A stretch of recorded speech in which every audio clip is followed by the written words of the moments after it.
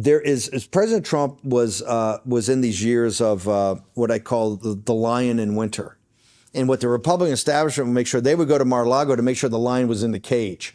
We were sitting there going, hey, we're working every day on the political side at the grassroots level, and also helping guide these institutions that are doing the hard work of policy and building teams and networks to make sure that when he returns, because he's thought this through a lot, that we have muzzle velocity to drive this through and accomplish what we want to accomplish that we authority to in the first time. One of these is a big idea. It's called the unitary theory of the executive. Now, before Dick Cheney got into things with Congress and President Trump thinks quite different. And this is where you see Russ Vought and Mike Davis and Mark Paoletta and others that are some of the lawyers and the constitutional lawyers involved in this.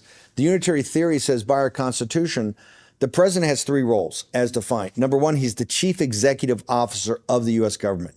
Number two, he's the commander in chief of the uniformed services, the military. And the third, which I never want to talk about, he's the chief magistrate and chief law enforcement officer of the government. Now, since Watergate, and Watergate was really a legal coup against Nixon, not so much CIA was involved, other people were involved, the Woodward and Bernstein, the media, but it was really Judge Sirica, a federal judge, working with lawyers on the House impeachment committee, also working with lawyers in the DOJ that we now know did much of what they've been trying to do with President Trump. And so they hate the fact that the Justice Department, the FBI, has been hermetically sealed, and these progressive left globalists have run it at detriment to any Republican administration. And although most Republican administrations didn't go hard at all, they would be batted back immediately. And even President Trump, we were thwarted in year one. So in the unified theory, as chief executive, he's sitting there saying, hey, they give me pretty open field running in the Constitution about my Article 2 powers, to wit, and what Kane's talking about a lot is about the money that gets allocated or appropriated is a law. But for instance, if there's $300 billion in a green, he calls it a green new scam that's still there and a law has been passed, and he thinks that they can show that it hasn't been used properly or it's unspent, he believes that the Constitution says the appropriation is a ceiling, and he has the ability to go back and redirect it.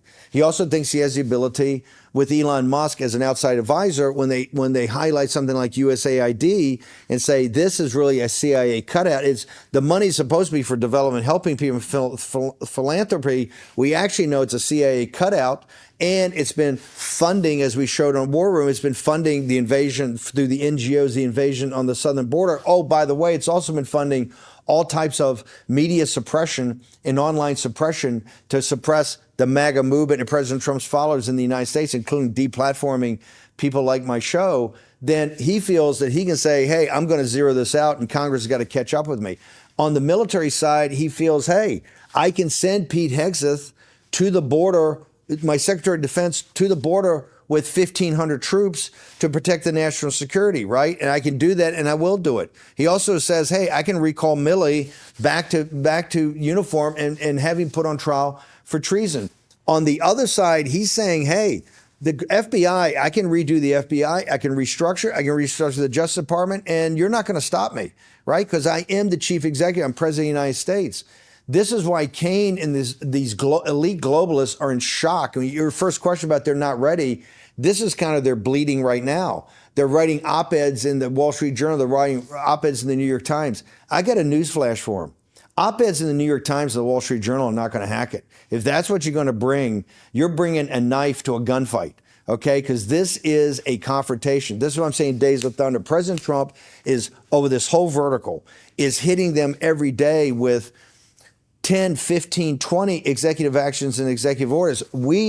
I feel we have the best handle on it. And I tell guys, there's a dozen things we can't even cover today because we got to focus on the 3 or 4 most major ones. So this is a direct confrontation.